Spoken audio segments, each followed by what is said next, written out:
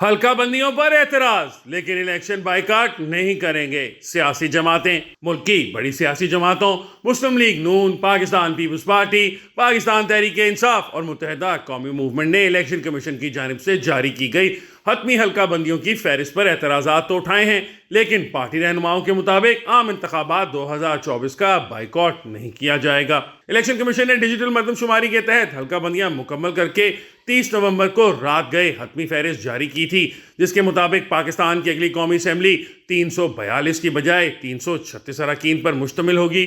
اسی طرح ملک بھر سے قومی اسمبلی کی عام نشستوں کے 267 جبکہ صوبائی اسمبلیوں کی عام نشستوں کے 593 حلقے ہوں گے۔ اس صورتحال پر جب پیپلز پارٹی، مسلم لیگ نون اور MQM کے رہنماؤں سے رابطہ کیا گیا تو اعتراضات کے باوجود ان کا مشترکہ موقف یہ تھا کہ وہ انتخابات کا بائیکاٹ نہیں کریں گے۔ پیپلز پارٹی کے رہنما ناصر حسین شاہ کا کہنا تھا کہ کراچی سے کشمور تک بہت سی حلقہ بندیوں میں تبدیلی آئی ہے، جس پر اعتراضات اٹھائے ہیں، لیکن الیکشن کمیشن کی طرف سے کوئی جواب نہیں آیا۔ بقول ناصر حسین وہ ہائی کورٹ سمیت ہر فورم سے حلقہ بندیوں کے خلاف رجوع کریں گے، تاہم ان کا کہنا تھا کہ سب سے بڑا مسئلہ الیکشن کا انعقاد ہے اور امید ہے کہ 8 فروری کو الیکشن ہو جائیں۔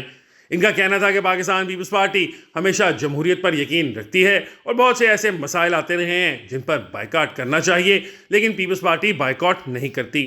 مسلم لیگ نون کے رہنما نہال ہاشمی نے حلقہ بندیوں کی فہرست پر اعتراض اٹھاتے ہوئے کہا کہ الیکشن کمیشن نے ملیر کا حلقہ بدل دیا، ہمارے اعتراضات کو نہیں دیکھا۔ نقشے پر ایسے مختار کاروں کے دستخط ہیں جن کا ٹرانسفر ہو چکا ہے، موجودہ مختار کاروں کے دستخط کا نہ ہونا بھی حلقہ بندیوں پر سوال اٹھاتا ہے۔ نہال ہاشمی کے مطابق شہری علاقوں کو ڈسٹرب کرنے کے لیے دیہی علاقوں کے گرد کر دیا ہے تاکہ دیہی علاقوں کے ووٹ شہری علاقوں میں داخل ہو سکیں، جس پر مسلم لیگ نون کو تحفظات بھی ہیں اور اب مشاورت چل رہی ہے، جس کے بعد باقاعدہ حلقہ بندیوں کو چیلنج کیا جائے گا۔ جب MQM کے رہنما امین الحق سے اس معاملے پر پوچھا گیا تو انہوں نے کہا کہ MQM نے حلقہ بندیوں سے متعلق جتنی درخواستیں جمع کروائی تھیں انہیں مسترد کر دیا گیا۔ نئی حلقہ بندیوں میں شہری علاقوں کو دیہی علاقوں کے ساتھ ملا دیا گیا ہے، جس پر تحفظات ہیں۔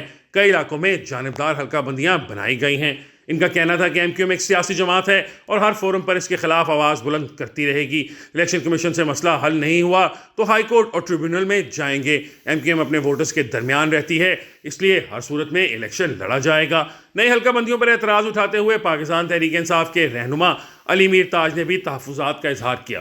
ان کا کہنا تھا کہ الیکشن کمیشن نے اپنی من پسند حلقہ بندیاں کر دی ہیں، الیکشن کمیشن غیر جانبدار نہیں ہے۔ اس حوالے سے کراچی پریس کلب میں میڈیا سے گفتگو میں گرینڈ ڈیموکریٹک الائنس کے جنرل سیکرٹری صفدر عباسی کا کہنا تھا کہ سندھ میں گرینڈ ڈیموکریٹک الائنس کی جانب سے مطالبہ ہے کہ سندھ کے صوبائی الیکشن کمشنر کو فی الفور منصب سے ہٹایا جائے اور حلقہ بندیوں میں ناجائز تبدیلیوں کو درست کیا جائے۔ الیکشن کمیشن کی جانب سے جاری کی گئی حلقہ بندیوں کی فہرست کے مطابق صوبہ پنجاب میں مظفر گڑھ کے قومی اسمبلی کے حلقے 6 سے کم ہو کر 4 رہ گئے ہیں، جبکہ ڈیرہ غازی خان کے حلقے 4 سے کم ہو کر 3 رہ گئے ہیں۔ وزیر آباد کا الگ سے حلقہ بنایا گیا ہے۔ اسی طرح گجرانوالہ کے حلقے 6 سے کم ہو کر 5 رہ گئے ہیں، جبکہ مری کا حلقہ راولپنڈی کے ساتھ ضم کر دیا گیا ہے۔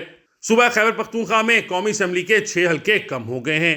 باجوڑ، خیبر اور کرم کے 2 حلقوں میں سے کم ہو کر 1 حلقہ رہ گیا ہے۔ اورکزئی اور فرنٹیئر ریجن کے حلقے ختم، جبکہ وزیرستان کے حلقے 3 سے کم ہو کر 2 رہ گئے ہیں۔ صوبہ سندھ میں سانگڑ کے حلقے 3 سے کم ہو کر 2 رہ گئے، جبکہ کراچی ساؤتھ کے حلقے 2 سے بڑھ کر 3 اور کراچی ویسٹ کے 5 سے کم ہو کر 3 رہ گئے ہیں۔ صوبہ بلوچستان کے حلقوں میں کوئی رد و بدل نہیں ہوا ہے۔ الیکشن ایکٹ 2017 کے مطابق حلقہ بندیوں کے لیے ملک کو آبادی اور جغرافیائی لحاظ سے انتخابی حلقہ جات میں تقسیم کیا جاتا ہے، جبکہ کسی بھی حلقے میں آبادی کا فرق 10% سے زیادہ نہیں ہونا چاہیے۔ حلقہ بندیوں کی فہرست کے بعد الیکشن کمیشن کی جانب سے ووٹر لسٹوں کا کام مکمل کر کے انہیں منجمد کیا جاتا ہے، جس کے بعد الیکشن شیڈیول کا اعلان کیا جاتا ہے۔